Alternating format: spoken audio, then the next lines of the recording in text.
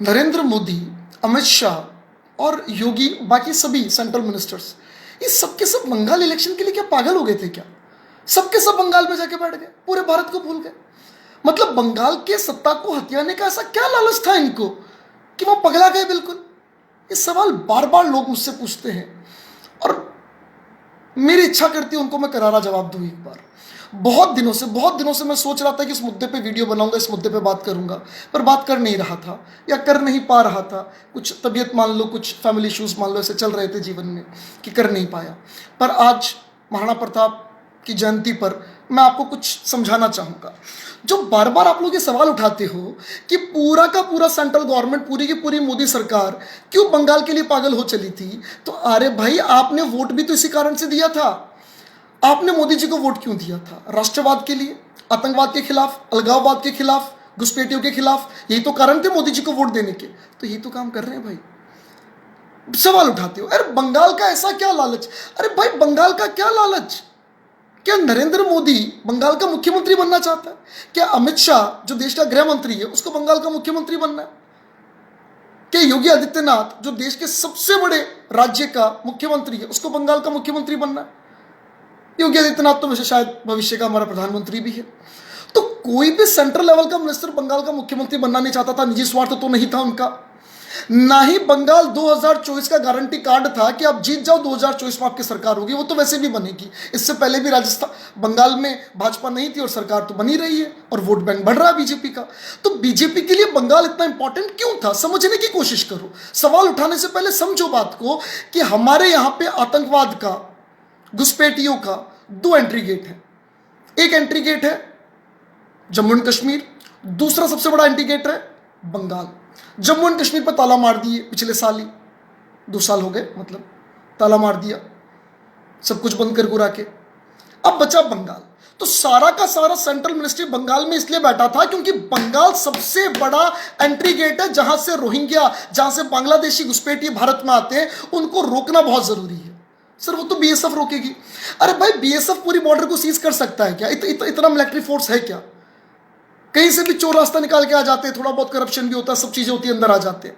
सबसे बड़ी गलती करता है वहां का स्टेट गवर्नमेंट। स्टेट गवर्नमेंट उनको पनपाता है, उन सांपों को दूध पिलाता है, उनके डॉक्यूमेंट्स बनाता है, उनको लीगलाइज करता है इंडिया में, और फिर पूरे भारत में वो डिस्पर्स हो जाते हैं, पूरे भारत में फैल जाते हैं। आप मुद्दा उठाते हो पूरे भारत में बांग्लादेशी है, पूरे भारत के अंदर रोहिंग्या, भगाओ हटाओ।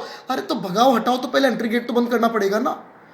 भाजपा, नरेंद्र मोदी, योगी आदित्यनाथ अपने निजी स्वार्थ के लिए बंगाल में पागल नहीं हो चले थे। उनको जो बंगाल से मिलने वाला है मुख्यमंत्री का पद, उससे कई गुना ऊपर वो ऑलरेडी हैं। और बंगाल का मुख्यमंत्री वैसे भी बंगाल का कोई व्यक्ति बनता, इनमें से किसी को लालच नहीं था। ना इनका होम स्टेट था कि उनको कोई लालच हो, वहां पे कोई पर्सनल बेनिफिट हो। ना बंगाल को इतनी बड़ी इकोनॉमी है कि वहां पे करोड़ों रुपए का भ्रष्टाचार हो रहा हो। सबसे बड़ा कारण था एंट्री गेट। उस एंट्री गेट को रोकना एकमात्र उद्देश्य था। इसीलिए पूरी की पूरी BJP government, including Narendra Modi, Amit Shah, Yogi Adityanath, पागल हो रखे थे बंगाल के लिए। तो बंगाल के लिए पागल नहीं थे, वो अपने उस कमिटमेंट के लिए पागल थे जो कमिटमेंट उन्होंने आप लोगों से किया और जिस कमिटमेंट के भरोसे आप लोगों ने उनको वोट दिया। लेकिन आप वोट देके भूल जाते हो कि हमने वोट क्यों दिया था। आपको याद दिलाना पड़ता है बार बार कि आपने वोट इसलिए दिया था कि देश के अंदर ये जो टेररिज्म आ रहा है, ये जो हमारे यहाँ पे, हमारे देश में anti Indian vote bank create हो रहा है, हिंदुस्तान के विरुद्ध एक वोट बैंक क्रिएट हो रहा है हिंदुस्तान के अंदर ही, उसको खत्म करना हमारा उद्देश्य था, हमारा ऑब्जेक्टिव था, इसलिए हमने वोट दिया। तो वो एंट्री गेट बंद करना जरूरी है। असम, बंगाल सबसे बड़े एंट्री गेट थे। असम तो पूरा बंद कर दे, डिटैचमेंट सेंटर्स बनने लग गए, बांग्लादेशी को पकड़ना चालू कर दिया, वहां का सीए लागू भी हो चुका है। अब यही हरकत उनको बंगाल में करनी थी और बंगाल में सबसे ज्यादा घुसपैठी है, उनको खत्म करना, उनको बाहर निकालना। एक बार एंट्री गेट बंद कर दिया, उसके बाद पूरे भारत में जितने घुसपैठी है, जितने रोहिंग्या, उन सबको धीरे धीरे बाहर निकालना। इसी उद्देश्य से तो आगे चल रहे थे। उनके थॉट में, उनके उद्देश्य में कहां इंप्योरिटी है? आप क्यों उनके ऊपर क्वेश्चन मार्क लगाते हो? आप मुझे बताओ ना, इंप्योरिटी के कारण बताओ। अब बार बार सवाल उठाते हो कि पागल हो चुके हैं, पागल हो चुके हैं बंगाल के लिए, या हो चुके थे बंगाल के लिए। तो क्या उनका निजी स्वार्थ है उसमें? कभी कैलकुलेशन तो करो बैठकर कि उनका क्या स्वार्थ है। उनको वहां सीएम का पोस्ट चाहिए, ये वो पीएम का एंट्री गेट है। Neither they want the post of CM over there and nor that is an entry gate for PM. 2 बार जीत चुकी है बीजेपी, पूरा देश उनके साथ है और मेजोरिटी बढ़कर आई है। और बंगाल में उतनी सीटें वापस वैसे भी आ जाती, उनको इतना जोर लगाने की जरूरत नहीं थी। तो जोर सिर्फ इसलिए लगाया था कि घुसपैठियों का दरवाजा बंद किया जा सके, रोहिंग्याओं के लिए दरवाजा बंद किया जा सके, और एक बार दरवाजा बंद होगा तभी तो फेंकेंगे बाहर। भाई आपके यहाँ पे किसी एक हॉल में से, किसी एक क्षेत्र में से चींटियां घर के अंदर घुस रही है, या कोई एक खड्डा रह गया, कोई एक एरिया रह गया जहां से कॉकरोच आ रहे हैं, क्या करोगे? एक कॉकरोच आएगा उसको मारोगे, वापस एक कॉकरोच आएगा उसको मारोगे। सबसे पहले आप उस हॉल को बंद करोगे, उस खड्डे को बंद करोगे जहां से कॉकरोच आ रहे हैं, पहले उनको तो निपटाएं, उसके बाद हम पूरा बंद करेंगे, फिर हम सफाई अभियान चलाएंगे। तो सफाई अभियान बाद में चलेगा, पहले एक बार बंद तो करें। और असम में किया ना, उन्होंने प्रूफ किया अपने आप को। तो उनकी मंशा पे 1% डाउट नहीं है दोस्तों। आप लोग सोचो, they were not working there for their self interest. खुद के लालच के लिए काम नहीं कर रहे थे, वो देश के लिए काम कर रहे थे, वो हमारे उस एजेंडे के लिए काम कर रहे थे जिस एजेंडे के तहत हमने उनको देश का प्रधानमंत्री बनाया है, राष्ट्रवाद के लिए, मानवता के लिए, इंसानियत के लिए और हमारे सनातन धर्म के लिए। धन्यवाद दोस्तों। अगर मेरी बात आपके मन को अच्छी लगे तो आप उनका समर्थन करो, इतना सपोर्ट करो कि उनकी हिम्मत बढ़े और बंगाल में जो भी वायलेंस हो रहा है, जो मारकाट हो रही है, उसके खिलाफ वो राष्ट्रपति शासन लगा के पूरे बंगाल को अपने हाथों में ले सके।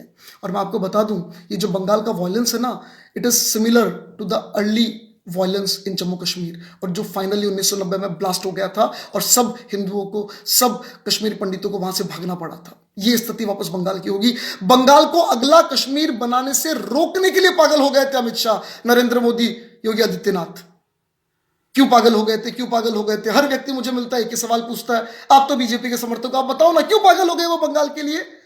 देश को पूरा बीच में छोड़ के बंगाल चले गए। बंगाल का मुख्यमंत्री का लालच है, मुख्यमंत्री का, अरे काय का लालच है? तुम पागल हो क्या? देश के प्रधानमंत्री को मुख्यमंत्री पद का लालच होगा? क्या बात करते हो? कुछ तो सोचो, सेंसिबल बात करो, कैलकुलेशन करो।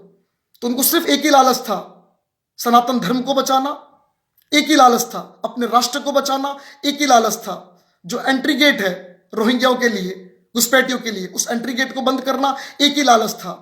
एंट्री गेट बंद करने के बाद पूरे देश में जो भी कचरा है वो कचरा सारा साफ करना। तो दोस्तों, मेरी बात पे अगर आपको थोड़ा भी विश्वास हो पाता है, थोड़ा भी आप इस एंगल से सोच पाते हैं, तो इस वीडियो को शेयर कीजिएगा।